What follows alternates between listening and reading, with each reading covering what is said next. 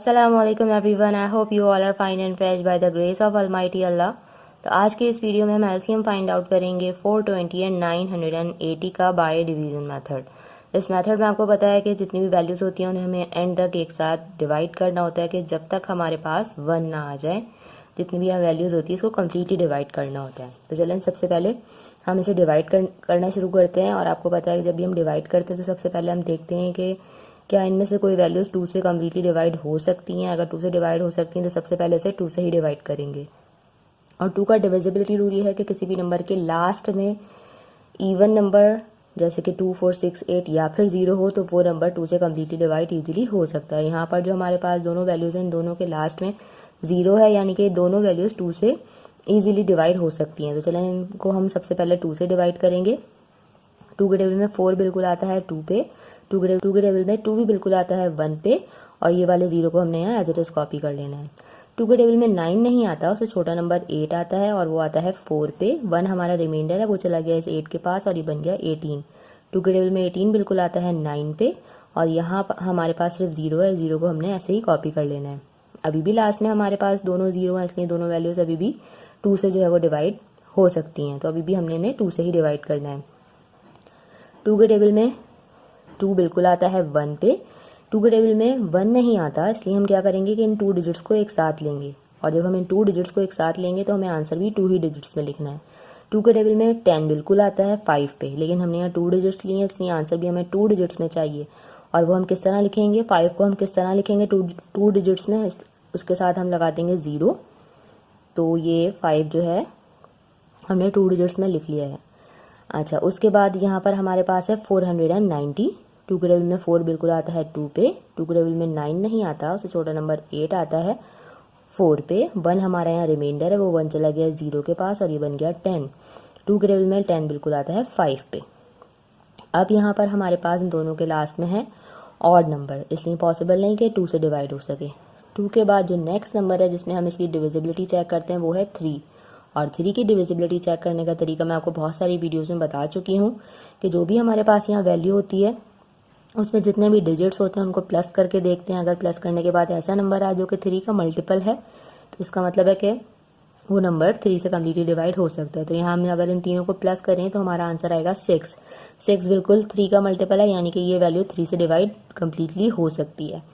किस तरह, 3 के टेबल में 10 नहीं आता, उससे छोटा नंबर आता है 9 और वो किस पर आता है 3 पे, जबकि यहाँ पे असल में 10 था। तो 1 हमारा रिमाइंडर है, वो 1 चला गया इस 5 के पास और ये बन गया 15। 3 के टेबल में 15 बिल्कुल आता है 5 पे।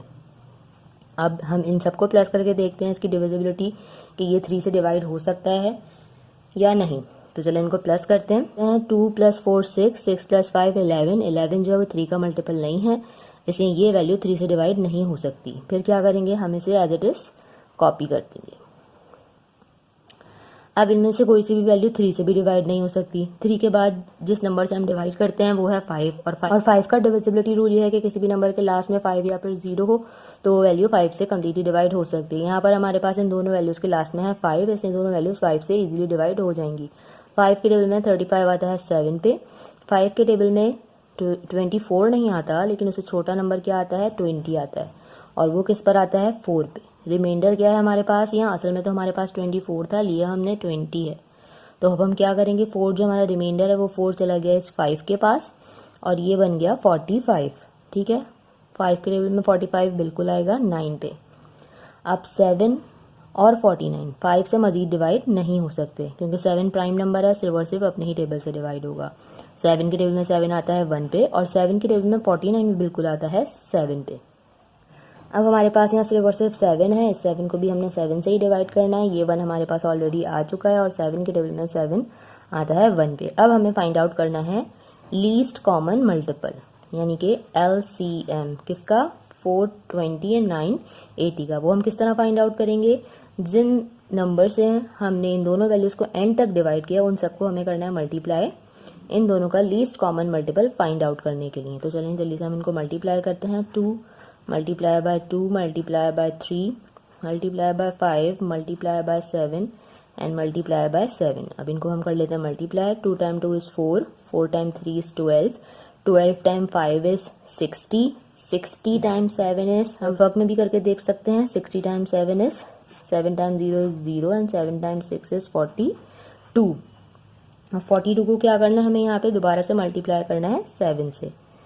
तो मल्टीप्लाई कर लेते हैं। 7 टाइम 0 इज 0, 7 टाइम 2 इज 14 का 4, 1 हमारे यहाँ कैरी चला गया। 7 टाइम 4 इज 28, 28 प्लस 1 29, यानी कि हमारा लीस्ट कॉमन मल्टीपल 420 एंड 980 का आ चुका है और वो है 2940, यानी कि 2940 इन दोनों का लीस्ट कॉमन मल्टीपल है। यानी कि 2940 ऐसा नंबर है जो कि इन दोनों के टेबल्स में आता है, इन दोनों का कॉमन लीस्ट कॉमन मल्टीपल है, यानी कि इन दोनों का सबसे छोटा कॉमन मल्टीपल है। इससे मज़ीद छोटा कोई और ऐसा मल्टीपल नहीं है जो कि इन दोनों के टेबल में आता हो।